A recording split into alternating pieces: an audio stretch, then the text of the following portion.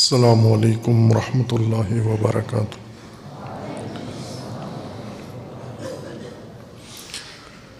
اعوذ باللہ من الشیطان الرجیم، بسم اللہ الرحمن الرحیم۔ الحمد للہ والصلاۃ والسلام علی رسول اللہ وآلہ آل اللہ، واللعنۃ الدائمۃ علی اعدائہم وأعداء اللہ من یوم عداوتہم الی یوم لقاء اللہ۔ عباد اللہ، اوصیکم ونفسی بتقوی اللہ، اتقوا اللہ فإن خیر الزاد التقوی۔ بندگان خدا، آپ سب کو اور اپنے نفس کو تقوی الہی کی وصیت کرتا ہوں، تقوی کی نصیحت کرتا ہوں اور دعوت دیتا ہوں، و تاکید کرتا ہوں کہ اپنی زندگی تقوی کے مطابق گزاریں، تقوی کے زیر سایہ زندگی بسر کریں اور تقوی کی بنیاد پر نظام زندگی قائم کریں۔ تقوی انسانی زندگی کے لیے حفاظتی تدبیر ہے اللہ تعالیٰ کی جانب سے، جس کے حصار میں اور دامن میں انسان ہر گزند اور ہر آفت اور ہر خطر سے محفوظ رہتا ہے۔ دنیاوی تحفظ بھی ہے انسان کو تقوی کے دامن میں، اور اخروی تحفظ بھی حاصل ہے۔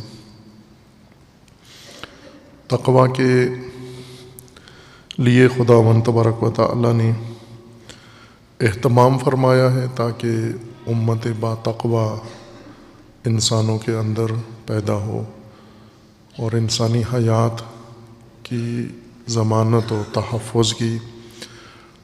اگر کسی زمانے میں سارے انسان بے تقوی ہو جائیں، انسانی زندگی کا نظام غیر متوازن ہو جاتا ہے جیسا کہ ابھی ہے۔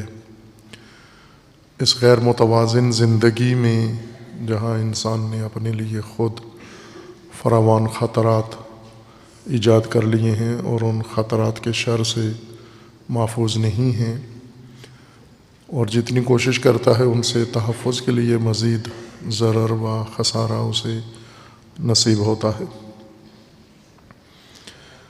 تقوی کے اہتمام کے لیے سب سے بڑا عامل صراط مستقیم قرآن کریم نے ذکر فرمایا ہے، اور اللہ تعالیٰ نے انسانی حیات کا یہ راستہ مقرر فرمایا ہے۔ صراط مستقیم مصداق کے لحاظ سے دین ہے، اور اللہ تعالیٰ کے احکام ہیں، اور وہ دستور زندگی ہے جو اللہ تعالیٰ نے انسان کے لیے مقرر کیا ہے۔ اور اس سے ہٹ کر انسان اگر زندگی کے لیے کوئی مسیر تلاش کرتا ہے تو وہ فسق ہے، فجور ہے، کفر ہے، شرک ہے، اور خطرات ہیں انسان کی زندگی میں ان راہوں کے لیے۔ صراط مستقیم کے لیے بھی خطر موجود ہے، اور وہ سبل ہے کہ بعض اوقات انسان سبل کو صراط سمجھ کر گمراہی ہلاکت کی راہ کو ہدایت کا راستہ گمان کر کے اسے اپنا لیتا ہے اور پھر اس پر قائم رہتا ہے۔ کئی نسلیں اس کے اوپر قائم رہتی ہیں اور سب ہلاکت میں پہنچ جاتے ہیں۔ سبل کے خطرے سے بچنے کے لیے قرآن کریم نے ان سبل کی نشاندہی کی ہے جو عموماً مومن انسان اپنا لیتے ہیں۔ دھوکے کی وجہ سے، فریب کی وجہ سے، خواہشات کی وجہ سے، مفادات کی بنیاد پر، نافہمی کی وجہ سے اور علمی و فکری کمزوری کی وجہ سے ان سبل کو اپنا لیتے ہیں۔ سبل مجرمین ہیں، سبیل مجرمین، سبیل مفسدین، سبیل طاغوت اور سبیل الغی ہے۔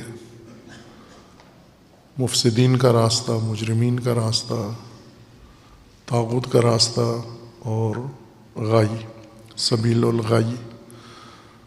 سبیل الغی اس راہ کو کہتے ہیں جو انسان نے اپنی فہم کی کمزوری، بصیرت کی کمزوری، نافہمی کی وجہ سے اپنا لیا ہو، کسی دوسرے نے اسے دھوکہ دیا ہو یا کسی دوسرے سے دھوکہ کھا گیا ہو، کسی دوسرے کی بڑی شخصیت سے متاثر ہو کر، آبا و اجداد سمجھ کر، نسبی و قومی راستہ سمجھ کر، بزرگان کا راستہ سمجھ کر، کبراء کا راستہ سمجھ کر، کسی بھی وجہ سے اگر دھوکے میں آ گیا ہے اور غلط راستہ اس نے اپنا لیا ہے، یہ سبیل الغی ہے۔ اس کے مقابلے میں سبیل الرشد ہے، وہ راستہ جو انسان فہم و فراست و بصیرت کے ذریعے سے چنتا ہے، اور صحیح راستہ بھی ہے، درست راستہ بھی ہے، اور اس میں نجات بھی ہے۔ ان خطرات سے قرآن کریم نے ہمیں آگاہ کیا ہے کہ برحذر رہیں، صراط کے نام پر، صراط کے دھوکے میں آپ ان سبل کو نہ اپنا لیں۔ رشد و غی کا تقابل مکمل قرآن کریم میں موجود ہے۔ قرآن کریم نے جہاں پر رشد یافتہ شخصیات بتائی ہیں، جیسے آتینا ابراہیم اور رشدہ، ہم نے ابراہیم کو رشد عطا کی، موسیٰ علیہ السلام اس عبد صالح کے پاس گئے جس کے پاس رشد تھی، اور اس سے رشد کا تقاضا کیا کہ جو بصیرت و فہم و پختگی اللہ تعالیٰ نے آپ کو عطا کی ہے وہ مجھے بھی عنایت کریں۔ اس طرح کی مثالیں قرآن کریم نے ذکر کی ہیں۔ ساتھ یہ بھی بتایا ہے کہ کون لوگ ہیں جو رشد نہیں رکھتے، یہ مثالیں بھی دی ہیں۔ مجموعی طور پر ایک قوم، معاشرہ رشد سے خالی معاشرہ، اور اسی طرح سیاسی نظام جس کے اندر رشد نہ ہو، غی کا راستہ، گمراہی کا راستہ، یہ دونوں قرآن کریم نے سورہ مبارکہ ہود میں ذکر فرمائی ہیں۔ جس طرح رشد کی علامتیں قرآن کریم نے ذکر فرمائی ہیں سورہ حجرات میں، ایمان ہے اللہ کی ذات پر، اور تحبیب ایمان ہے، زینت ہے ایمان کی، اسی طرح قرآن کریم نے ان لوگوں کی بھی مثالیں دی ہیں جن میں رشد نہیں ہے۔ واجد رشد اور فاقد رشد دونوں نمونے قرآن کریم نے پیش کیے ہیں۔ سورہ حجرات میں علامتیں ذکر کی ہیں کہ جن لوگوں کے لیے ایمان پسندیدہ ہو اور جن کی شخصیت میں پسند کا معیار رشد ہو، اور اس کے نزدیک ایمان محبوب ہو، جنہیں ایمان کے تقاضے، ایمان کی راہیں، ایمان کے لوازمات اور ایمان کے مطابق خلقیات، طور زندگی، اطوار زندگی سب ایمان کے مطابق حاصل کریں، یہ رشد کی علامت ہے۔ اور اس کے مقابلے میں اگر انسان ایمان کے تقاضوں سے دور ہو، ایمان کے لوازمات سے دور ہو، ایمان کی راہوں سے دور ہو، اور ایمان کے اثرات سے دور ہو عملی زندگی میں، یہ غاوی انسان ہے، گمراہ انسان ہے، خام انسان ہے، اور یہ ہر باطل کو درست سمجھ کر اپنا لیتا ہے۔ اسی طرح قرآن کریم میں یہ بھی بتایا گیا ہے کہ تحبیب ایمان و زینت ایمان کے ساتھ ساتھ انسان نے کچھ حالتوں سے دوری اختیار کرنی ہے اور ان سے کنارہ کش رہنا ہے۔ یہ کنارہ کشی بھی رشد کی علامت ہے۔ سورہ مبارکہ حجرات میں آیا ہفتم میں اللہ تعالیٰ کا فرمانا ہے وَاعْلَمُوا أَنَّ فِيكُمْ رَسُولَ اللَّهِ لَوْ يُطِيعُكُمْ فِي كَثِيرٍ مِّنَ الْأَمْرِ لَعَنِتُّمْ وَلَكِنَّ اللَّهَ حَبَّبَ إِلَيْكُمُ الْإِيمَانَ وَزَيَّنَهُ فِي قُلُوبِكُمْ وَكَرَّهَ इलैकुमुल कुफ्र वल फुसूक वल इस्यान उलाइका हुमुर राशिदून। ईमान जिनके दिलों की जीनत हो और ईमान जिनके दिलों में महबूब हो, और साथ ही कुफ्र, फसूक और इस्यान उनके लिए मनफूर हो, मकरूह हो, नागवार हो, नापसंदीदा हो, ये रुश्द की अलामत है। बाज़ औक़ात इंसान ईमान की तरफ रग़बत रखता है लेकिन फ़िस्क़ व फ़ुजूर और इस्यान व गुनाह से दूर भी नहीं है। गुनाह में भी इंसान आलूदा हो जाता है और गुनाह में इंसान पड़ जाता है, उमूमन जा गिरता है। कभी कभार इंसान से गलती होती है, इंसान की साख्त ऐसे है कि ये ख़ता से बच नहीं सकता, कहीं न कहीं इसे ख़ता आ जाती है। हर चंद ख़ुद अपने आप को इंसान मुबर्रा समझता है, मुनज़्ज़ह समझता है। एक गलती जो सब करते हैं और उस गलती की वजह से बहुत सारी गलतियाँ और कर जाते हैं, अपने नफ्स को मुबर्रा समझना, बरी समझना, ये कहना कि मैंने कुछ नहीं किया, ये तमाम इंसानों की इजमाई बात है, खुसूसन मुसलमानों की, कि बड़े बड़े जुराइम करके भी अपने आप को मुबर्रा समझते हैं कि मैंने नहीं किया,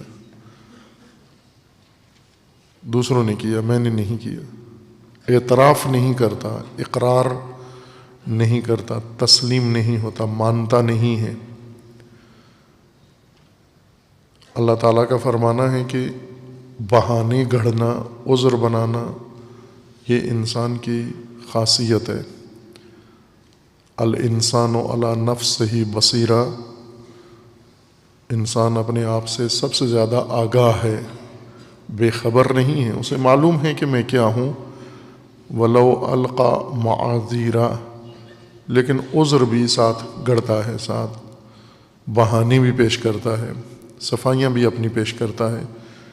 मैंने नहीं किया, सब कुछ करके जब कहता है मैंने नहीं किया, यानी ये जुर्म की राह पर पक्का हो चुका है, जुर्म से बाज आने वाला नहीं है। जुर्म करके इकरार कर लेना अलामत है कि इंसान बाज आ जाएगा, रुक जाएगा, अब नहीं करेगा। चूँकि नादिम है, पशेमान है, शर्मिंदा है, मुझसे गलती हो गई है, अब नहीं होगी, चूँकि मान रहा है कि ये गलती मैंने की है।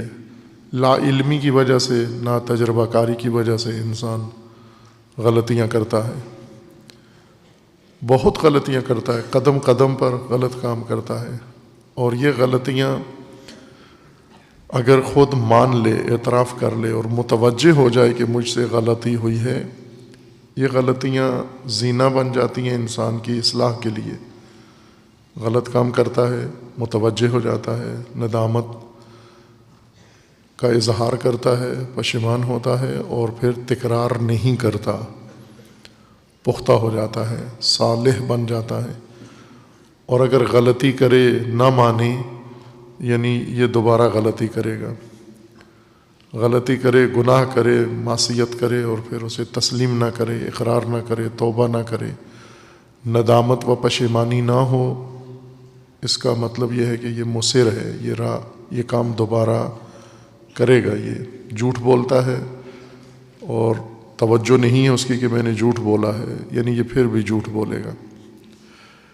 इब्राए नफ्स, तबरे नफ्स, तमाम गलतियों से बड़ी गलती ये है कि इंसान अपने आप को बरी समझे कि मैं गुनाहों से, गलतियों से और इन कोताहियों से बरी हूँ, मैं बिल्कुल पाक साफ़ हूँ, साफ़ सुथरा हूँ।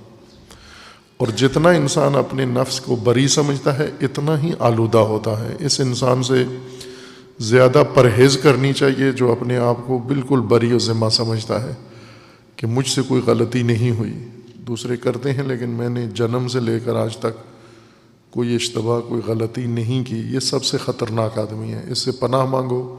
شیطان کی طرح، جس طرح شیطان کے شر سے انسان اللہ کی بارگاہ میں پناہ مانگتا ہے، اس شخص کے شر سے بھی پناہ مانگو جو اپنے آپ کو بری سمجھتا ہے کہ مجھ سے غلطیاں نہیں ہوتی اور نہ میں نے کی ہیں۔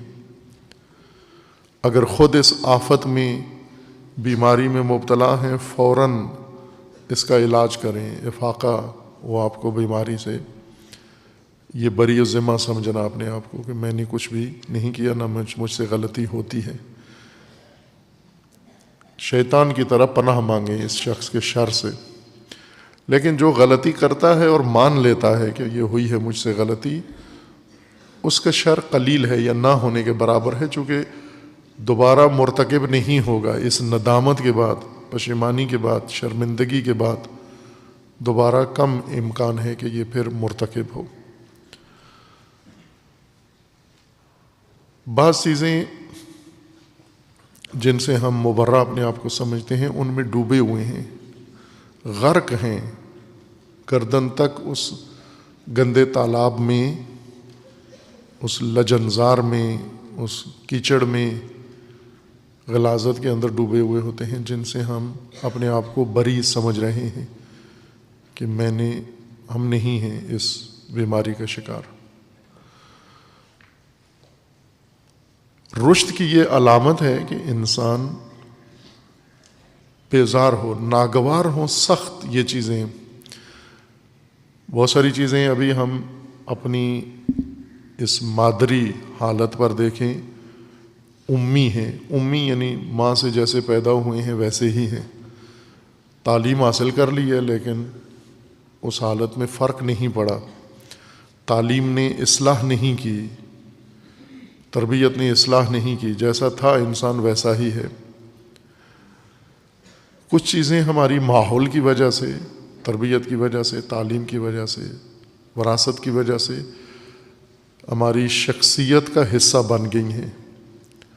جس خاندان میں ہم پیدا ہوتے ہیں، جن ماں باپ کے ہاں جنم ہوتا ہے، وہ ماں باپ پہلے سے بہت ساری کمزوریوں کے مالک ہوتے ہیں، انہوں نے بھی ماحول سے، وراثت سے اور خاندان سے بہت کچھ لیا ہوا ہے، اور پھر ان کی آگے مزید نسل پیدا ہو جاتی ہے۔ وہ نسل ان ساری صفات کی حامل ہوتی ہے جو خاندان میں یا والدین کے اندر موجود ہیں۔ ان صفات میں یا ان حالات میں ہمارے اندر بہت ساری رغبتیں ہیں، رجحانات ہیں۔ ماحول انسان کی شخصیت بناتا ہے اور شخصیت میں رجحانات پیدا ہوتے ہیں، رغبتیں پیدا ہوتی ہیں، شوق پیدا ہوتے ہیں، خواہشات شخصیت کے اندر پیدا ہوتے ہیں۔ ان صفات کی وجہ سے جو شخصیت کے اندر پیدا ہوتی ہیں، ایجاد ہو جاتی ہیں، اور پھر ساری عمر انسان اگر متوجہ نہ ہو ان رجحانات اور ان رغبتوں کا مغلوب رہتا ہے۔ جیسے چھوٹے بچے سے پوچھتے ہیں بڑے ہو کے کیا بنو گے، تو جو کچھ ماحول بچے کے اندر رغبت ڈالتا ہے اسی کا بچہ اظہار کر دیتا ہے۔ اس کے اندر شعور تو نہیں ہے کہ وہ سمجھے، سوچے، یا اس نے دنیا کے سارے میدان علوم دیکھے ہوئے ہیں اور انہیں پرکھ کر موازنہ کر کے پھر آپ کو بتائے کہ ان سارے میدانوں میں سے میں نے کون سا میدان چننا ہے۔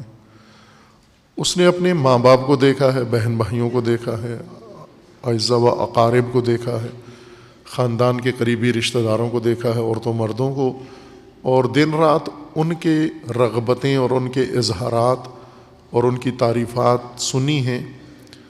ان کی زبانی جو کچھ اس نے سنا ہے اس کی شخصیت کے اندر راسخ ہو گیا ہے، بچے کی شخصیت کے اندر۔ اب جب بچے سے پوچھتے ہیں تو وہ وہی اگل دیتا ہے جو ماحول نے ڈالا تھا اس کے اندر، جو ماحول سے نگلا تھا وہ اگل رہا ہوتا ہے۔ ہر معاشرے میں، ہر گاہوں میں، ہر میدان میں بچے علیحدہ رغبتوں کا اظہار کرتے ہیں، الگ الگ۔ یہ رغبتیں ان کی فطرت کی نہیں ہوتی، یہ رغبتیں شخصیت میں باہر سے ڈالی جاتی ہیں، اندر سے رغبت نمودار نہیں ہوئی۔ ہونا تو یہ چاہیے کہ انسان کی شخصیت اتنی پختہ ہو، شخصیت اتنی استوار ہو اور متوازن ہو کہ رغبتیں انسان کے اندر سے پیدا ہوں۔ رغبتوں کا مسکن ہی انسان کی فطرت ہے، وہاں پر رغبتیں پیدا ہوں، جنم لیں۔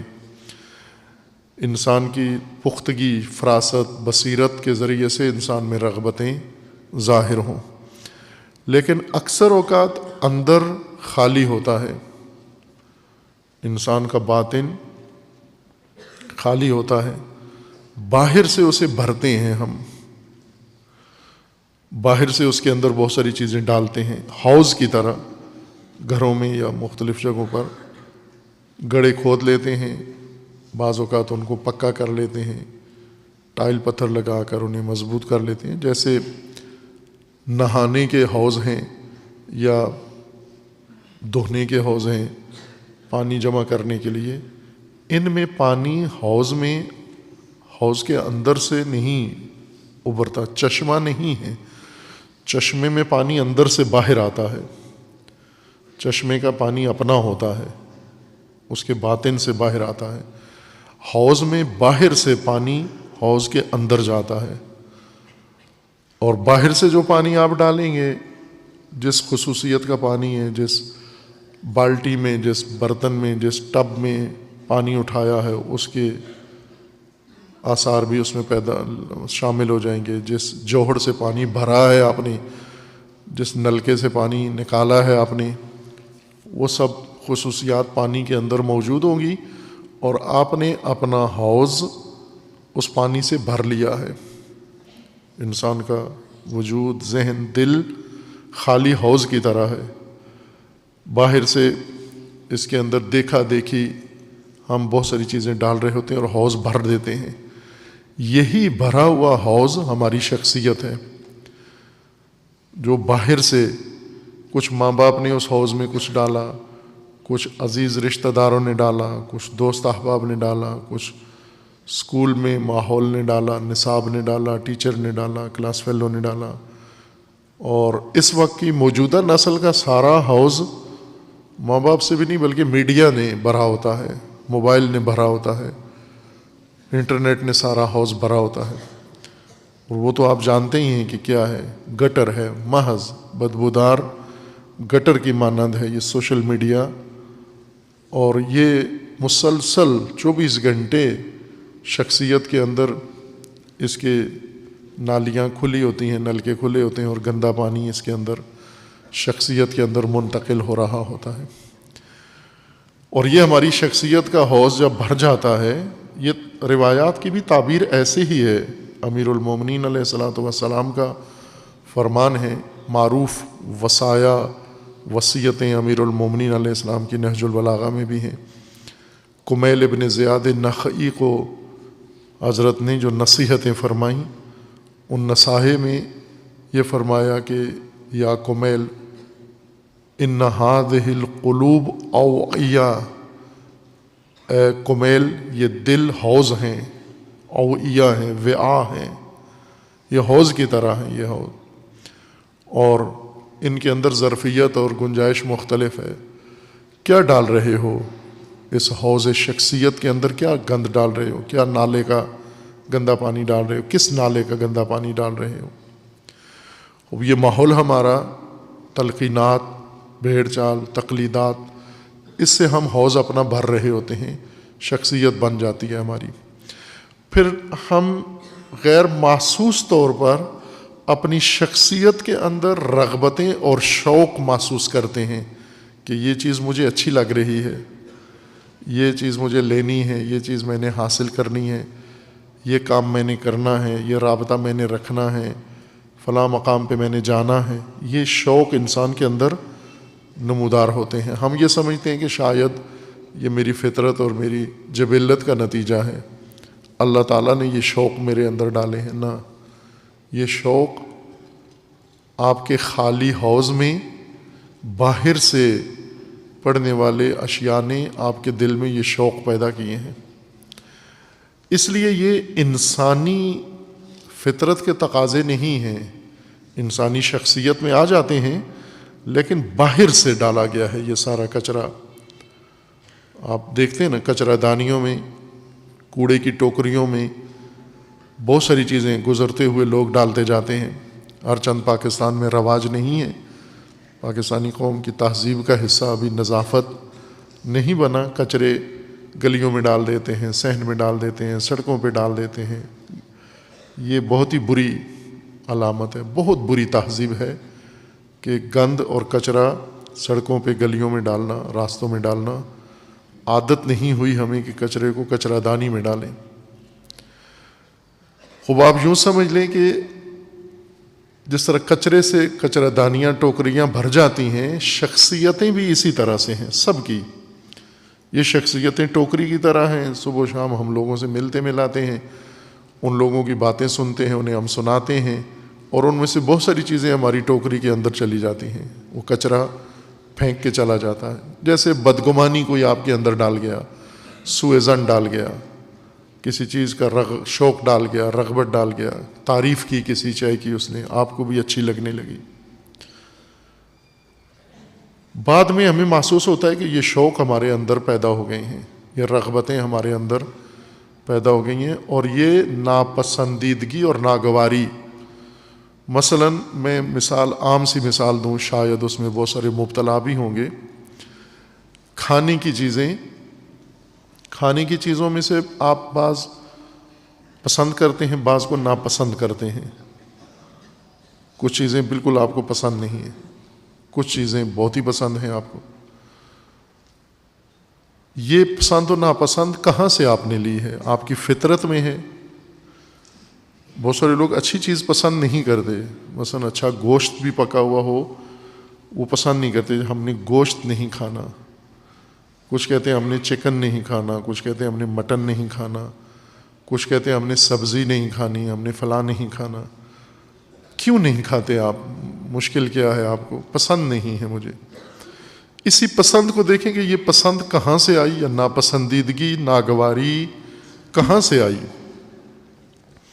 اس کے اندر موجود اس کے جسمانی ساخت، اس کے خلیات، اس کے سیلز کہہ رہے ہیں کہ یہ چیز اس کو ناگوار ہے۔ الرجی ہوتی ہے بعض چیزوں سے، وہ ایسے ہی ہے۔ الرجی کا مطلب یہ ہے کہ جسمانی ساخت کو، بناوٹ کو یہ چیز پسند نہیں ہے، معدے کو پسند نہیں ہے۔ بعض اوقات ہم کوئی چیز کھا لیتے ہیں لیکن فوراً ہی جسم کے اندر اس کے آثار نمودار ہو جاتے ہیں، پھوڑے نکل آتے ہیں، پھنسیاں بن جاتی ہیں، اور اس طرح کے ریئیکشن ہو جاتا ہے۔ اس کا مطلب ہے آپ کے جسم کو یہ چیز ناگوار ہے۔ بعض چیزیں ایسی بھی ہیں، لیکن اکثر جو چیزیں ہم ناپسند کرتے ہیں، یہ ناپسندیدگی کہاں سے آئی ہے؟ یہ ناپسندیدگی اناڑی، جاہل اور غبی ماں باپ نے بچوں کے اندر ڈالی ہے۔ ماں باپ اگر غبی ہو جائیں، نافہم ہو جائیں، بچوں کے اندر بہت ساری ناگواریاں بھر دیتے ہیں کھانے پینے کے متعلق ہی۔ مثلا ماں بچے کے سامنے اظہار کرتی ہے کہ یہ چیز اچھی نہیں ہے، بچے کے لیے سب کچھ اچھا ہے۔ آپ تھوڑی سی اور کم عمری میں بچے کو دیکھیں، کیڑے مکوڑے بھی کھاتا ہے بڑے شوق سے۔ آپ نے بھی کھائے ہوں گے کئی بچپن میں، جب زمین پہ ڈھونڈ ڈھونڈ کے چیزیں، مکھی ملی، کیڑا، لال بیگ کتنے کھا گئے ہوں گے، اور اچھے بھی لگتے ہیں۔ کبھی الٹی بھی نہیں ہوئی بچے کو، نگل بھی جاتا ہے، کوئی پریشانی، الرجی بھی نہیں ہوتی۔ یعنی ایک عمر انسان کی بچپنے میں ایسی ہوتی ہے جس میں اس کو تمیز ہی نہیں ہے، تشخیص ہی نہیں ہے کہ یہ کھانے کی چیز ہے یا نہیں۔ جو کچرا ملتا ہے، کاغذ ملتا ہے، جو ٹکڑا ملتا ہے اٹھا کے منہ میں ڈال لیتا ہے، اور اگر اس کے منہ سے نہ نکالا جائے تو کھا بھی جاتا ہے، نگل بھی لیتا ہے، بعض چیزیں ہضم بھی کر جاتا ہے، بعض نہیں بھی ہوتی۔ لیکن کچھ وقت گزرنے کے بعد، جب چند سال اور انسان کی عمر بڑھتی ہے، یہاں پسند اور ناپسند شروع کر دیتا ہے کہ یہ کھانا ہے، یہ نہیں کھانا۔ کیوں نہیں کھانا آپ نے؟ اس لیے نہیں کھانا کہ یہ ساری غلطی اس ماں کی ہے، یا اس باپ کی ہے، یا ان بہن بھائیوں کی ہے، یا ارد گرد بچے کے ارد گرد رہنے والوں کی ہے، انہوں نے بچے کے سامنے اس شے کی برائی کی ہے، اس کے ذائقے کی، اس کے اثر کی، متوجہ نہیں تھے کہ بچہ سن رہا ہے. جو چیزیں انہیں ناپسند تھیں انہوں نے اس کی برائی کی، بچے کے دل میں بیٹھ گئی کہ یہ ناپسندیدہ چیزیں ہیں، یہ غیر مرغوب چیزیں ہیں. بچے کے اندر ناپسندیدگی آ جاتی ہے. ہمارے ہاسٹل میں ہمارے ساتھ ایک جوان تھے، وہ گوشت نہیں کھاتے تھے. جب بھی گوشت رکھا جاتا تو وہ فوراً اپنی پلیٹ یا بوٹیاں اپنی دوسروں کو دے دیتے. تو میں نے ان سے کہا کہ آپ کو کیوں پسند نہیں ہے گوشت؟ کا بس پسند نہیں ہے، ہمارے خاندان میں پسند نہیں ہے. یعنی یہ اس کو اپنی ایک نفاست سمجھ رہے تھے.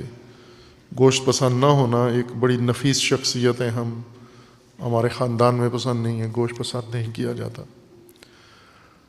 اصل ماجرا یہ تھا کہ ان کو گوشت دل سے بہت پسند تھا، دوسروں سے زیادہ پسند تھا ان کو، لیکن کھانے کے وقت میں وہ یہ کہہ دیتے تھے مجھے پسند نہیں، اور دوسروں کو دے دیتے.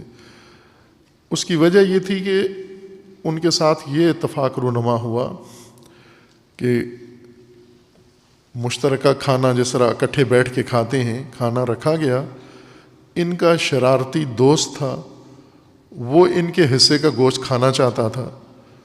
اس کی نظریں اس کے حصے کی بوٹیوں پہ لگی ہوئی تھیں، تو کھانا کھانے سے پہلے ہی اس نے مذاق کے طور پر یہ کہا کہ اسے تو گوشت پسند ہی نہیں ہے، یہ تو کھاتا ہی نہیں ہے. مذاق میں اس نے کہا. اس نے اس کو اس موقع پہ نہ نہیں کہہ سکا، یہ نہیں کہہ سکا کہ پسند ہے بھائی مجھے، تو کیوں ورگلاتا ہے، تو کیوں میرے حصے پہ نظریں ڈالے ہوئے غصب کرنا چاہتا ہے میرے حصے کا کھانا.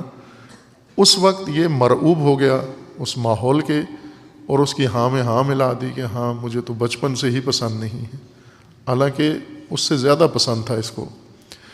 لیکن اس رواداری میں آ کر اس نے پلیٹ ہٹا دی، دوسرے کو دے دی. اب ایک دفعہ یہ کام کر چکا ہے، مجبور ہو گیا ہے، پھنس گیا ہے. اب جب بھی کھانا آتا ہے، گوشت ہوتا ہے، تو اس کو ہٹانا پڑتا ہے، باوجود اس کے کہ اندر اس کے خواہش ہوتی ہے. دوسروں نے یہ تلقین کر دی ہے کہ اسے یہ چیز پسند نہیں ہے، فلاں چیز بچے کو پسند نہیں، فلاں چیز بچی کو پسند نہیں، فلاں چیز بڑے کو پسند نہیں. یہ شوق اور رغبتیں اور پسند و ناپسند یہ باہر سے انسان کی شخصیت میں ٹھونسی گئی ہیں، یہ فطری یا طبیعی نہیں ہے یہ پسند و ناپسند.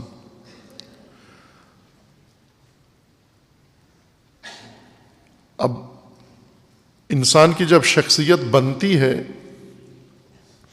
اگر یہ شخصیت رشد یافتہ ہو، رشد ہو، اس کے اندر فراست ہو، بصیرت ہو، اس کی علامت پسند و ناپسند میں ظاہر ہوتی ہے. یعنی کچھ چیزیں انسان کی رشد کی وجہ سے اس کو ناپسند ہے، ناگوار، باوجود اس کے کہ ان کا ذائقہ اس کو پسند ہے، لیکن شعور یہ کہتا ہے، عقل یہ کہتی ہے، فراست یہ کہتی ہے، سمجھداری یہ کہتی ہے کہ یہ تناول نہ کی جائیں. معدہ پسند کرتا ہے اس کو، زبان پسند کرتی ہے اس کو، ذائقہ پسند کرتا ہے اس چیز کو، لیکن رشد انسان کی، شعور انسان کا اس کو ناپسند کرتا ہے، یہ ناگوار چیز ہے. عموماً جو حرام چیزیں ہیں یہ لذت بخش بھی ہیں، لذت ہے ان کے اندر، جسمانی لذت ہے ان کے اندر، منہ کی لذت ہے ان کے اندر، کھانے پینے کی چیزیں ہوں یا دیکھنے کی جتنی چیزیں ہیں، نگاہ کی لذت ہے، لذت دید ہے حرام چیزوں کے اندر. نامحرم کو دیکھنا، نامناسب مناظر دیکھنا، اب یہ وہ چیزیں ہیں جو انسان کی نگاہ کو لذت دیتی ہیں، لذت بخش ہیں. اسی وجہ سے انسان ان لذتوں کی بنیاد پر رغبتیں پیدا کرتا ہے حرام کی جانب، یا مثلا سننے سے جو چیزیں تعلق رکھتی ہیں اور حرام ہیں، ان کے اندر لذت ہے. ہر حرام چیز میں لذت ہے، کوئی ایسی چیز حرام جس میں لذت نہ ہو نہیں ہے. حرام چیز میں لذت ہے انسان کے لیے، لذت کی وجہ سے رغبت ہے انسان کی۔ دوسری طرف سے انسان کو اللہ تعالیٰ نے اگر رشد دے دی ہے، شعور دے دیا ہے، پختگی دے دی ہے، فراست و بصیرت انسان میں آ گئی ہے، سمجھداری اور عقل مندی اگر انسان میں آ گئی ہے، وہ عقل مندی اسی لذیذ چیز کو ناگوار سمجھتی ہے۔ مثلا حرام چیز ہے اور ذائقہ سونگھتے ہیں، خوشبو بڑی عالی ہے، ذائقہ بہت اچھا ہے، ذائقے کو اچھی لگ رہی ہے، ناک کو خوشبو اچھی لگ رہی ہے، آنکھ کو منظر اچھا لگ رہا ہے، کان کو شنوائی کو اس کی سماعت اچھی لگ رہی ہے، لیکن بصیرت، شعور و رشد کو ناگوار گزرتی ہے، سخت ناگوار گزرتی ہے، بہت گران گزرتی ہے بصیرت کے اوپر یہ چیز۔ یہی جو ذائقے کے لیے لذت بخش ہے۔ خوب یہاں شخصیت انسان کی سامنے کھل کے آ جاتی ہے۔ جب انسان کے سامنے کوئی منظر آتا ہے اور انسان اس منظر کے متعلق اپنی رغبت کا اظہار کرتا ہے، انسان اس منظر کے بارے میں عکس العمل جب دکھاتے ہیں آپ، یہ عکس العمل ہماری ساری شخصیت کو کھول کے باہر نمایاں کر دیتا ہے کہ یہ کس سطح کا شخص ہے، اس کی شخصیت کس درجے کی ہے، آیا پختہ ہے یا خام ہے، گھٹیا شخصیت ہے یا اعلیٰ ظرف انسان ہے۔ شخصیت کھل کے انسان کے سامنے آ جاتی ہے فوراً۔ ہم متوجہ نہیں ہوتے، اس لیے ڈٹھائی کے ساتھ یہ کام کر دیتے ہیں۔ مثلا ہم کئی جگہ مجمع عام میں، مالا عام میں، سڑکوں پہ، روڈ پہ کپڑے نہیں اتارتے اپنے۔ کیوں نہیں اتارتے؟ چونکہ ننگے ہو جائیں گے، شرمندہ ہو جائیں گے۔ شرم کی بات ہے کہ انسان اپنے آپ کو دوسروں کی نگاہوں کے سامنے ننگا کر لے۔ ننگا نہیں کرتے، بدن ننگا نہیں کرتے ہم، لیکن شخصیتیں ہماری جگہ جگہ قدم قدم پہ ننگی ہو جاتی ہیں، شخصیتیں ننگی ہو کے سامنے آ جاتی ہیں۔ اب یہ ایک سمجھیں خوش قسمتی ہماری ہے کہ جن کے سامنے ہم ننگے ہوتے ہیں وہ بھی ننگے ہی ہوتے ہیں، ان کے اندر یہ تشخیص کی صلاحیت نہیں ہوتی کہ یہ کتنی گھٹیا شخصیت ہے جس نے یہ رد عمل دکھایا، یہ عکس العمل دکھایا، یہ حرکت انجام دے رہا ہے۔ چونکہ ہر رد عمل میں شخصیت کھل کے سامنے آتی ہے، اس شخصیت کے اس رد عمل کے اندر شخصیت نظر آ رہی ہوتی ہے۔ چونکہ وہ نابینا ہے جس کے سامنے ہم گناہ کر رہے ہیں، معصیت کر رہے ہیں، جرم کر رہے ہیں، غلط کام کر رہے ہیں، نابینا ہے، اور اس وجہ سے بدنام نہیں ہوتے۔ اگر یہ لوگ بینا ہوں، نابینا نہ ہوں، نابینا کے سامنے چونکہ اس کو نظر کچھ نہیں آتا، اگر یہ بصیرت کے نابینا، بصیرت نہ ہونے کی وجہ سے جو نابینائی کا شکار ہو گئے ہیں، یہ اگر بینا ہوتے ہم رسوا ہو جاتے ان کے سامنے۔ قیامت میں یہی ہوگا، محشر میں یہی ہوگا کہ یہ نابینا سارے بینا ہو جائیں گے۔ وَبَصَرُكَ الْيَوْمَ حَدِيدٌ، نگاہیں بہت تیز ہو جائیں گی، ضعیف نگاہیں بھی تیز ہو جائیں گی، 6x6 دیکھیں گی، ذرا برابر ضعف کسی نگاہ میں نہیں ہوگا، ہر چیز دیکھنے کے قابل ہو جائیں گے۔ اس لیے سب محشر میں عریان ہوں گے، شخصیتیں سب کی عریان ہوں گی، اس لیے بھاگیں گے قیامت میں۔ قیامت کے ناموں میں سے یوم الفرار ہے، فرار، یوم یفر المرء، وہ دن ہے ہر آدمی بھاگے گا۔ کس سے بھاگے گا؟ اپنے بھائیوں سے، اپنی بیویوں سے، اپنے شوہروں سے، اپنے ماں باپ سے، اپنی اولاد سے بھاگیں گے، فرار کریں گے۔ کل تک تو انہیں گلے لگاتے تھے، آج بھاگتے کیوں ہوں؟ چونکہ ننگے ہو چکے ہیں ان کے سامنے، سب کچھ کھل گیا ہے، وہ اندر کی شخصیت جو بنائی تھی وہ ساری برملا ہو گئی ہے، اور یہ نابینا سارے بینا ہو گئے ہیں، ان کے اندر بصیرت آ گئی ہے، ان کی بصیرت میں حدت آ گئی ہے، تیزی آ گئی ہے، اس وجہ سے یہ دیکھنے کے قابل ہو گئے ہیں اور ہماری شخصیتوں سے پردہ ہٹ گیا ہے. اور ایسی ناگوار شخصیت تو کوئی بیٹا بھی دیکھنے کے لیے تیار نہیں ہے اور بھائی بھی اس شخصیت کو دیکھنے کے لیے تیار نہیں ہے. اگر یہ آلودگی کھل کے سامنے آ جائے دنیا میں ہمارے سامنے، جب ہم کوئی کام کرتے ہیں، رد عمل دکھاتے ہیں، اپنی شخصیت کو سامنے رکھ دیا ہم نے کہ یہ ہیں ہم. آگے نابینا ہے وہ دیکھ ہی نہیں پاتا. ہم نے تو یعنی یوں کہیں کہ کسی نے کپڑے اتار دیے اپنے، اگلا نابینا تھا اسے نظر ہی نہیں آیا، اس کا بھرم رہ گیا.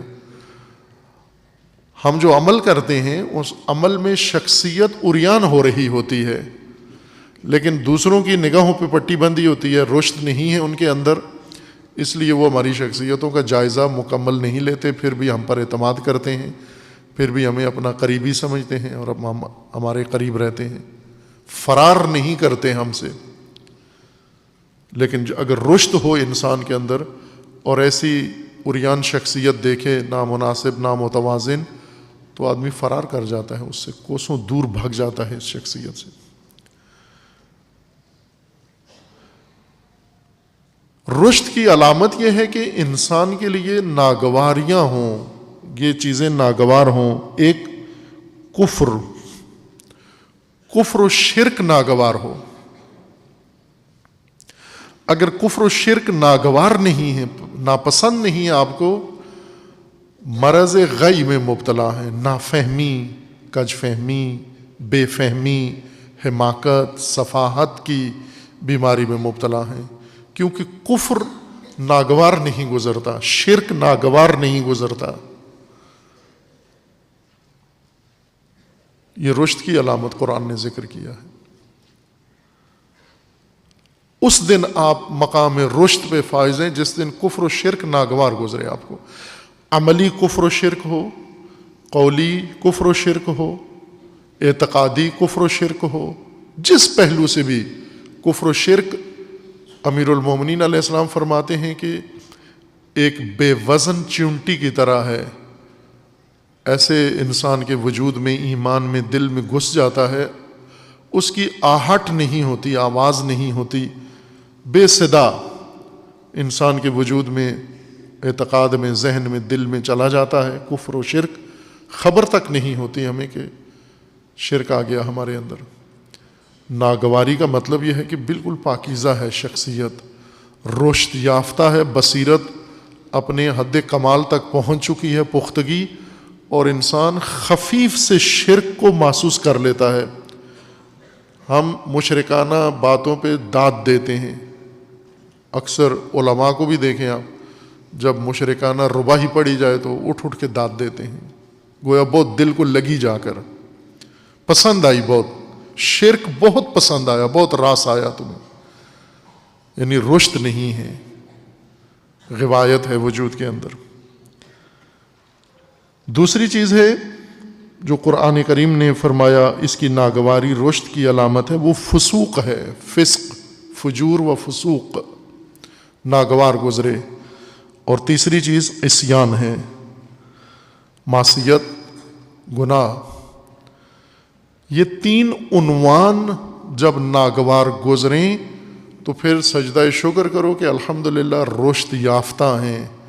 لیکن اگر تین میں ناگواری نہیں ہے، ان تین میں سے تینوں یا کوئی ایک پسندیدہ ہے ہمارے لیے، یا کم از کم ناگوار نہیں گزرتا، تو بیماری غی میں مبتلا ہیں. اور غی کی بیماری انسان کو کسی سوجھ بوجھ کے قابل نہیں چھوڑتی، نہ علوم میں اور نہ عمل میں، اعمال میں، نہ دنیا میں، نہ آخرت میں، نہ دین میں. کسی پہلو سے انسان کو قابل فراست نہیں چھوڑتی. بیماری غی بہت بری بیماری انسان کو لاحق ہو جائے، اور ہزار بیماریوں سے بدتر یہ ایک بیماری ہے. اس کے مقابلے میں کرونا بہت چھوٹی و حقیر و معمولی بیماری ہے، جتنی مہلک بیماری غی کی بیماری ہے، چونکہ اس سے انسان کی بصیرت کا خاتمہ ہو جاتا ہے. ان چند عناوین کی وضاحت کی ضرورت ہے، چونکہ مانوس تو ہیں ہمارے سماعتیں اور دل ان مثلا کفر کے نام سے ہم آشنا ہیں، لیکن تفصیل کفر کی مجہول ہے، اس لیے شرک و کفر بعض اوقات غیر محسوس طور پر آ جاتا ہے ہمارے اندر۔ اسی طرح فسوق، فسق و فجور واضح نہیں ہے، بہت زیادہ مفہوم کھلا ہوا نہیں ہے، روشن نہیں ہے، تو ہمارے اعمال کے اندر دراندازی کر جاتا ہے فسق و فجور۔ اور اسی طرح عصیان، ہم عصیان کے لفظ سے آشنا ہیں لیکن اس کی گہرائی سے، اس کی وسعت سے اور اس کے مصادیق سے، اس کے دائرے سے ناآشنا ہیں، لہٰذا ہر قدم پہ ہم معصیت کا شکار ہو جاتے ہیں۔ اگر پتہ ہو معصیت کس کو کہتے ہیں تو پھر سنبھل کے چلیں گے، اور کوسوں دور بھی چلے جائیں اور ہزاروں قدم بھی اٹھا دیں، آپ عصیان کا شکار نہیں ہوں گے۔ تقویٰ صراط مستقیم پہ انسان کو حاصل ہوتا ہے۔ صراط مستقیم اس وقت انسان اس پہ قائم رہتا ہے جب سبل انسان ترک کر دے، اور سبل کی شناخت کے لیے انسان کو رشد کی ضرورت ہے۔ رشد کے بغیر تقویٰ ناممکن ہے۔ جو انسان غی میں مبتلا ہو اور دعوی تقویٰ کرے، یہ قابل قبول نہیں ہے، یہ تضاد ہے اس کی بات میں کہ فاقد رشد ہے اور واجد تقویٰ، یہ ناممکن ہے، چونکہ رشد و تقویٰ لازم و ملزوم ہیں۔ تقویٰ اسی میں آئے گا جس کے اندر رشد پیدا ہوئی ہے اور جس نے رشد اپنی شخصیت کے اندر قائم کر لی ہے۔ اللہ تعالیٰ انشاءاللہ ہم سب کو لباس تقویٰ و زیور تقویٰ سے آراستہ ہونے کی توفیق عطا فرمائے انشاءاللہ۔ اعوذ باللہ من الشیطان الرجیم، بسم اللہ الرحمن الرحیم۔ انا اعطیناک الکوثر فصل لربک وانحر ان شانئک هو الابتر۔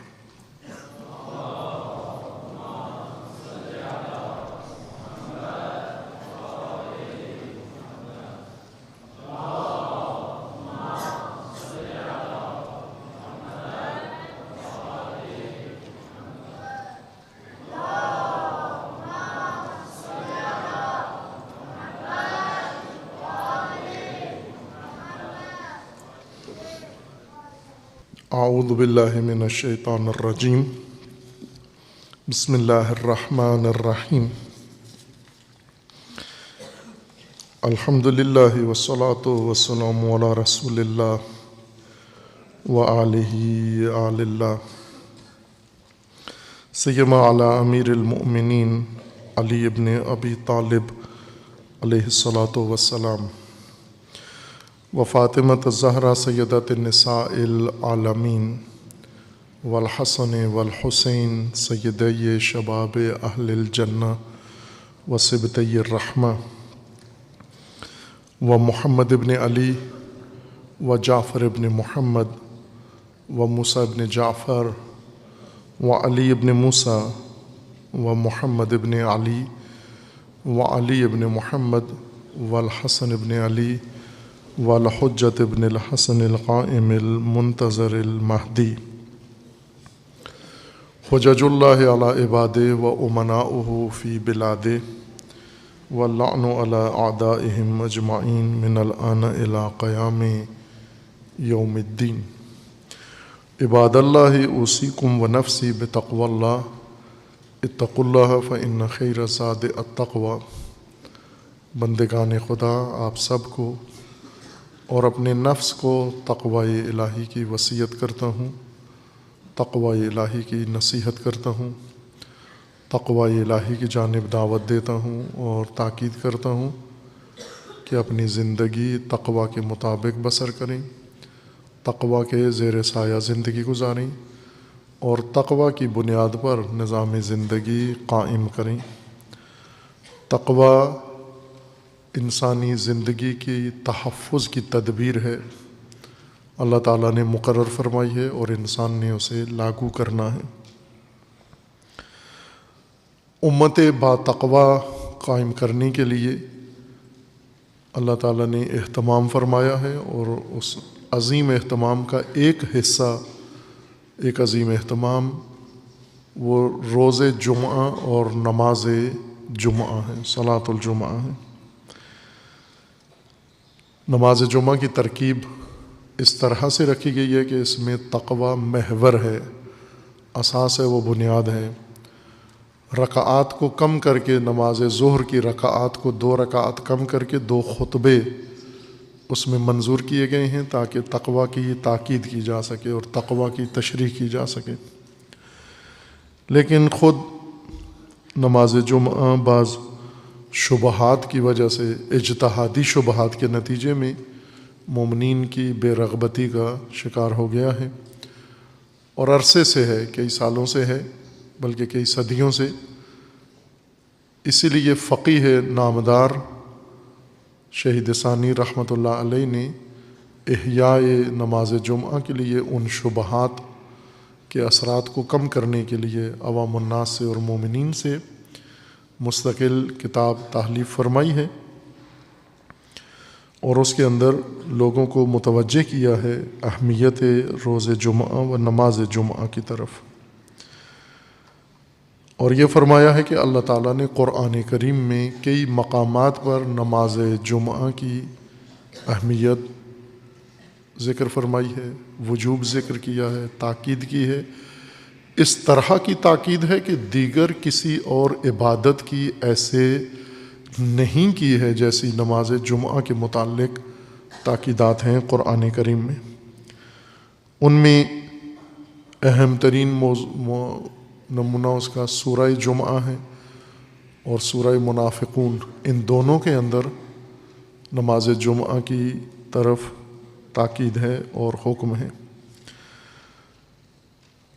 اور تیسرا مورد خداوند تبارک و تعالیٰ نے سورہ مبارکہ بقرہ میں نماز جمعہ کے متعلق ذکر فرمایا ہے، جیسے شہید نماز جمعہ پر تطبیق کرتے ہیں، اور شہید کے علاوہ دیگر بہت سارے محقق علماء ان کے نزدیک نماز جمعہ مراد ہے۔ وقال تعالی حافظوا علی الصلوات والصلاۃ الوسطی، اپنی نمازوں کو محفوظ رکھو، تحفظ رکھ دو نمازوں کو، اور والصلاۃ الوسطی، اور نماز وسطیٰ کو، صلاۃ الوسطیٰ کو تحفظ دو۔ تفاسیر میں مطلب بہت پراکندگی کے ساتھ ذکر کیا گیا ہے۔ ہر قرآن کی آیت مفسرین کی تفاسیر میں اگر ملاحظہ کریں تو ہر مفسر ہر آیت کو کہاں سے کہاں لے کے پہنچ گئے ہیں۔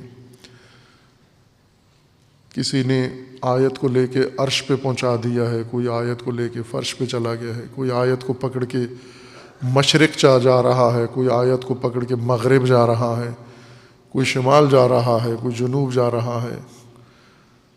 آیات کو لے کر وہاں جا رہے ہیں جہاں خود ان کے اپنے اذہان ہیں یا اپنے مسالک ہیں، اپنے مسلک کی طرف آیات کو لے کے جا رہے ہیں، اور اب خود اور مسالک کو آیات کی طرف لے کر نہیں آتے۔ یہ نہیں کرتے کہ ہم خود اور ہمارے مسلک کے پیروکار، ہمارے مقلدین سارے قرآن کی طرف آ جائیں، قرآن کو لے کر مسلک یا اپنی رائے کی طرف لے کر چلے جاتے ہیں۔ صلاۃ الوسطیٰ کی تفسیر میں گوناگون آراء و اقوال ہیں، توجیحات ہیں و تاویلات ہیں، لیکن وہ مطلب جو محقق علماء، فاضل علماء، برجستہ علماء، نمایاں علماء، یعنی جن کی علمیت شک و شبہ سے بالاتر ہے اور جن کی فراست شک و شبہ سے بالاتر ہے، مسلم ہے، سب تسلیم کرتے ہیں، اور ان کی کتابیں، ان کے اقوال، ان کے علمی کارنامے گواہی ہیں ان کے علم و فضل اور ان کے تحقیق و تحقق کے اوپر گواہی دے رہے ہیں۔ انہوں نے صلاۃ الوسطیٰ نماز ظہر کہا ہے۔ علامہ طباطبائی رحمۃ اللہ علیہ انہوں نے بھی نماز ظہر ہی مراد لیا ہے کہ صلاۃ الوسطیٰ سے مراد نماز ظہر ہے۔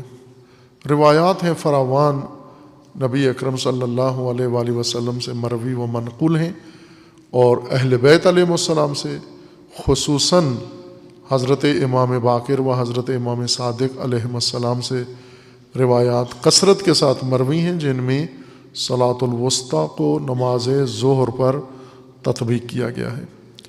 نماز ظہر عام دنوں میں اور جمعہ کے دن ظہر کی جگہ جمعہ صلاۃ الوسطیٰ ہے، یعنی نماز ظہر کے بدلے میں روز جمعہ یہی نماز ظہر ہے، جمعہ یہی صلاۃ الوسطیٰ ہے۔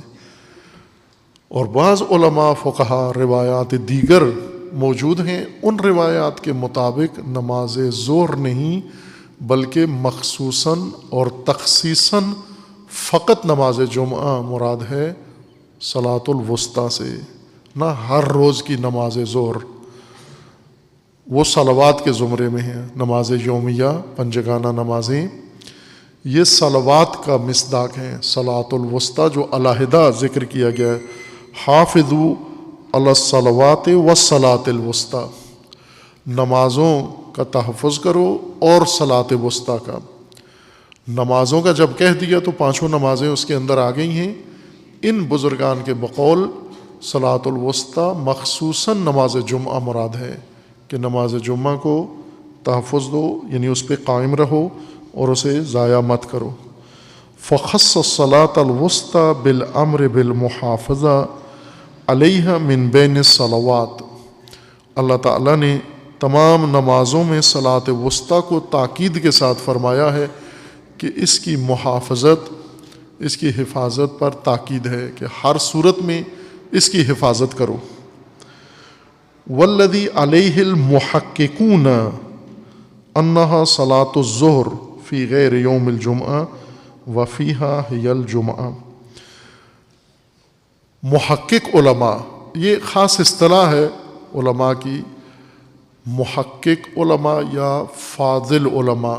ویسے تو علماء کے زمرے میں سب آ جاتے ہیں جو دعوی علمیت رکھتے ہیں، لیکن علمی درجات ایک جیسے نہیں ہوتے۔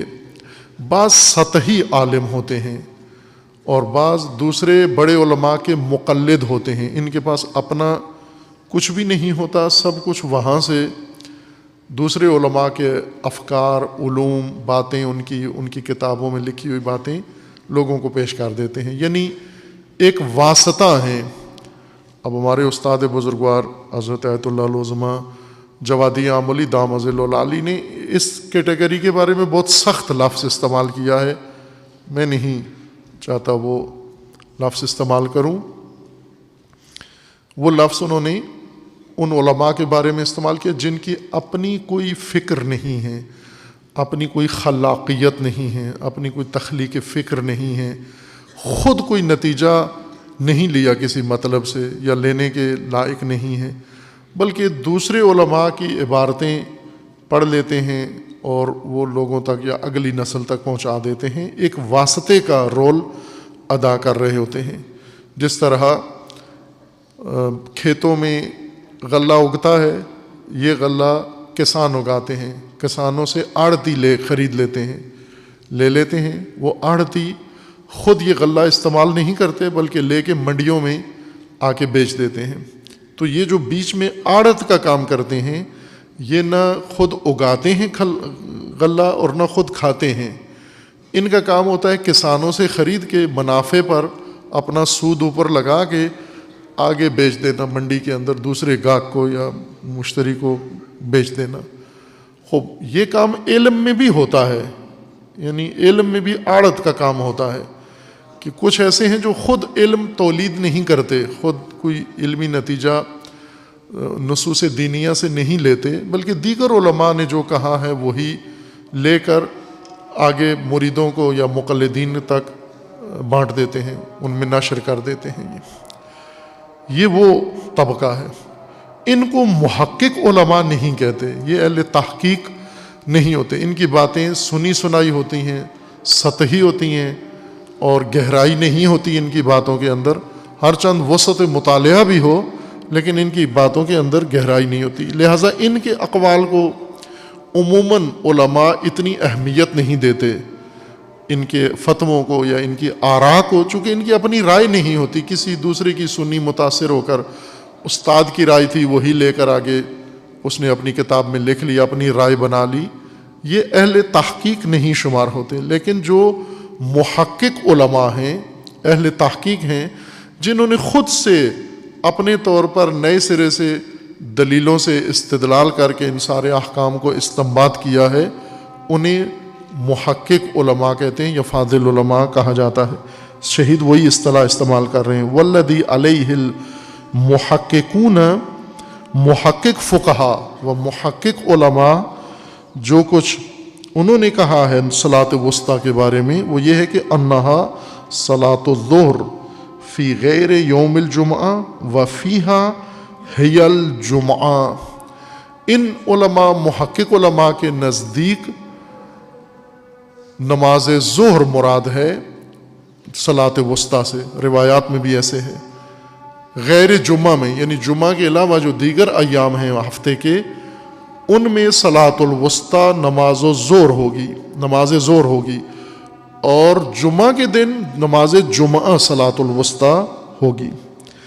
بل، شہید فرماتے ہیں بلکہ قال جماعت من العلماء، انہی محقق علماء میں سے ایک جماعت، ایک گروہ، یعنی ایک سے زیادہ علماء، متعدد علماء نے یہ فرمایا ہے، انہا ہی الجمعہ لا غیر، صلاۃ الوسطیٰ منحصراً تخصیصاً نماز جمعہ ہی ہے، نماز جمعہ کے علاوہ کوئی اور نماز صلاۃ الوسطیٰ کا مصداق نہیں ہے۔ نماز یومیہ میں سے عام دنوں میں صلاۃ الوسطیٰ نہیں ہے، صلاۃ الوسطیٰ صرف جمعہ کے دن اور نماز جمعہ ہے، اور اس کی محافظت کا حکم اللہ تعالیٰ نے فرمایا ہے۔ وَأَمَّا مَا وَرَدَ مِنَ الْحَثِّ عَلَيْهَا فِي السُّنَّةِ الْمُطَہَّرَةِ، یہ قرآن کی آیات تھیں، سورہ مبارکہ جمعہ کی آیا، سورہ منافقون کی آیا اور سورہ بقرہ کی یہ آیا، جن کے اندر نماز جمعہ کے بارے میں حکم ہوا ہے۔ اور شہید فرماتے ہیں کہ اس کے علاوہ، کتاب الہی کے علاوہ، سنت میں رسول اللہ صلی اللہ علیہ وآلہ وسلم کے فرامین میں اور اہل بیت علیہ السلام کے اقوال میں کثیر روایات ایسی موجود ہیں، من الحث علیہا فی السنۃ المطہرہ فکثیر لا یکاد ینحصر، وہ محدود نہیں ہیں، بے شمار روایات ہیں، احادیث ہیں جن میں نماز جمعہ کی تاکید کی گئی ہے اور نماز جمعہ کی ترغیب دلائی گئی ہے، یعنی لوگوں کو اکسایا گیا ہے، اٹھایا گیا ہے، ان کو مجبور کیا گیا ہے ایک طرح سے لوگوں کو کہ نماز جمعہ کے لیے اٹھو، قیام کرو اور حرکت کرو۔ فَمِنْهُ قول النبی صلی اللہ علیہ وآلہ وسلم، ان روایات میں سے ایک رسول اللہ صلی اللہ علیہ وآلہ وسلم کا یہ فرمان ہے، الجمعۃ حق واجب علی کل مسلم الا اربعہ، نماز جمعہ واجب ہے ہر مسلمان پر، حق ہے اور حق واجب ہے ہر مسلمان کے اوپر۔ اب یہ فتویٰ نہیں ہے کہ ہم یہ کہہ سکیں کہ یہ رسول اللہ کا فتویٰ ہے اور دیگر علماء کا فتویٰ رسول اللہ کے مقابلے میں ہے، وہ علماء وجوب کے قائل نہیں ہے، رسول اللہ وجوب کے قائل ہے۔ رسول اللہ کو فقہاء میں سے تو نہیں شمار کرنا ہم نے، مجتہدین میں سے نہیں ہے رسول اللہ، رسول ہیں، حجت ہیں، اللہ کی جانب سے حجت ہیں، ان کا فرمایا ہوا اللہ کا فرمان ہے، قول خدا ہے، رسول اللہ نے جو کچھ دین کے متعلق فرمایا ہے۔ رسول اللہ فرماتے ہیں الجمعۃ حق واجب، نماز جمعہ حق ہے و واجب ہے، علی کل مسلم، ہر مسلمان پر واجب ہے۔ صرف 4 طبقات، 4 گروہ مستثنیٰ ہیں جن پر واجب نہیں ہے لیکن جائز ہے، وہ بھی اگر پڑھیں تو نماز جمعہ ان کا ہو جائے گا، ادا ہو جائے گا، قبول ہوگا، لیکن واجب نہیں ہے۔ اگر نہیں پڑھا انہوں نے تو معصیت نہیں کی، گناہ نہیں کیا، لیکن فضیلت جمعہ سے محروم رہیں گے۔ وہ کون ہیں 4؟ عبد مملوک، غلام، خریدا گیا غلام جو کسی کی ملکیت میں ہے، کہ آج کل نہیں ہے، پہلے زمانوں میں یہ غلامی کا جب نظام تھا، خریدے ہوئے غلام ان پر نماز جمعہ واجب نہیں ہے۔ او امرأتن، عورتوں پر نماز جمعہ واجب نہیں ہے۔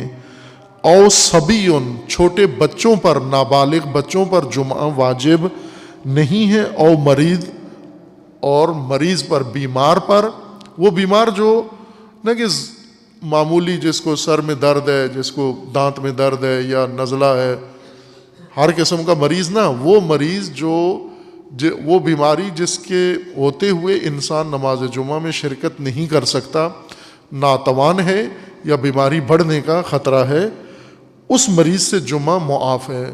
لیکن اگر پھر بھی یہ مریض آ جاتا ہے، یا بچہ آ جاتا ہے، یا عورت آ جاتی ہے، یا مملوک آ جاتا ہے نماز پڑھنے جمعہ، ان کا جمعہ قبول ہوگا اور وہ جمعہ ان کا صحیح ہوگا۔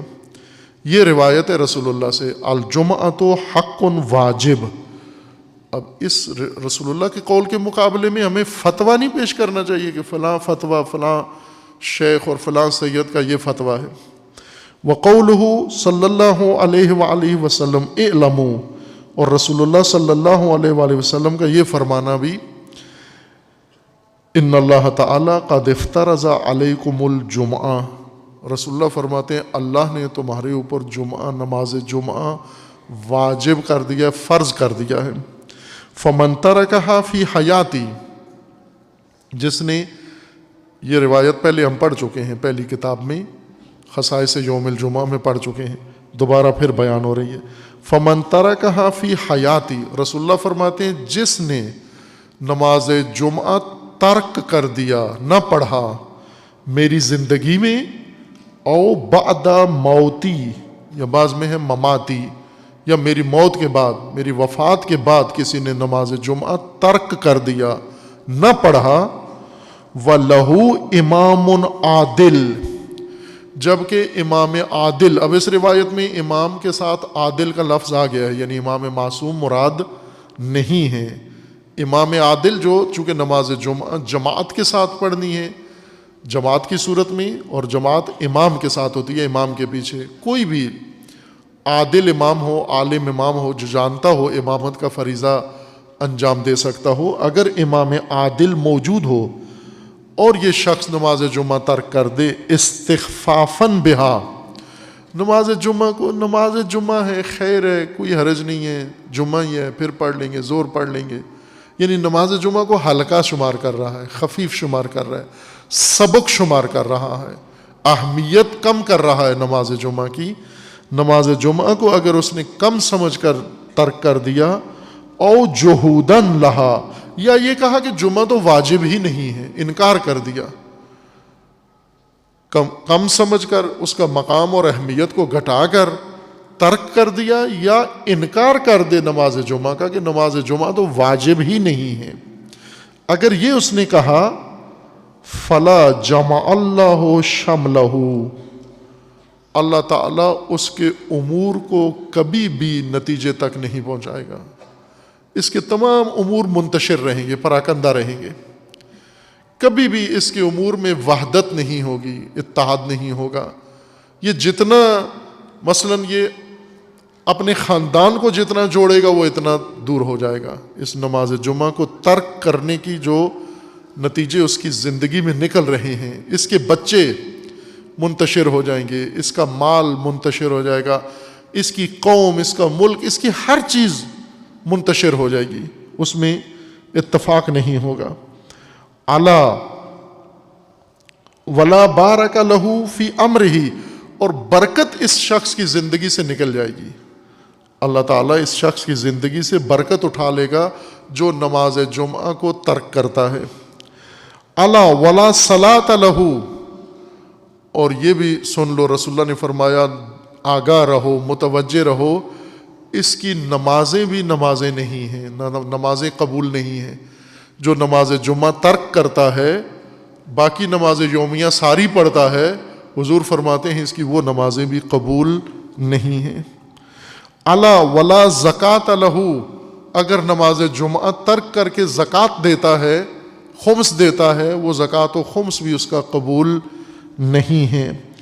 الا ولا حج لہ، حضور فرماتے ہیں کہ جان لو مسلمانوں، مومنوں، کہ اگر یہ شخص جمعہ نہیں پڑھتا لیکن حج کرتا ہے، اس کا حج بھی قبول نہیں ہے یا صحیح نہیں ہے۔ الا ولا صوم لہ، نماز جمعہ نہیں پڑھتا لیکن روزہ رکھتا ہے رمضان کا، اس کا روزہ بھی صحیح نہیں یا قبول نہیں ہے۔ الا ولا بر لہ حتی یتوبا، اور یہ جان لو کہ اس کی کوئی نیکی نہیں لکھی جائے گی اگر نماز جمعہ ترک کر کے نیکیاں کرتا ہے، اس کی وہ نیکیاں بھی شمار نہیں ہوگی حتی یتوبہ، جب تک توبہ نہیں کر لیتا۔ ترک نماز جمعہ پر جب تک توبہ نہیں کر لیتا اور نماز جمعہ کا پابند نہیں ہو جاتا، اس کا کوئی عمل قبول نہیں ہے۔ یہ رسول اللہ کا فرمانا ہے، یہ کسی فقی کا فتویٰ نہیں ہے، کسی مولانا کی رائے نہیں ہے، یہ رسول خدا کا فرمانا ہے کہ نماز جمعہ فرض ہے تمہارے اوپر، اور اگر ترک کر دیا اس کو ہلکا سمجھ کر، اس کو کم سمجھ کر، یا اس کا انکار کر دیا شبہ کی وجہ سے، عبادتیں تمہاری عبادتیں نہیں ہوں گی۔ اللہ تعالیٰ ہمیں تقصیرات معاف فرمائے اور شعائر الہی اور بالخصوص نماز جمعہ و صلاۃ الوسطیٰ کی محافظت کی اللہ تعالیٰ سب کو توفیق عطا فرمائے۔ اعوذ باللہ من الشیطان الرجیم، بسم اللہ الرحمن الرحیم۔ قل هو اللہ احد اللہ الصمد لم یلد ولم یولد ولم یکن لہ کفوا احد۔